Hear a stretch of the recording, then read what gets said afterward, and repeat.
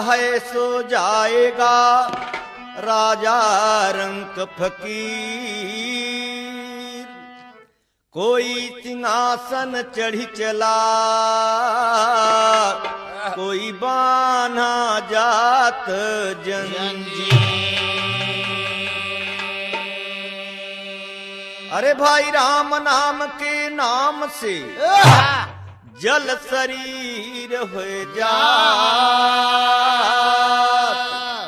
नाही आवत जाल में काल खड़ा पछड़ा।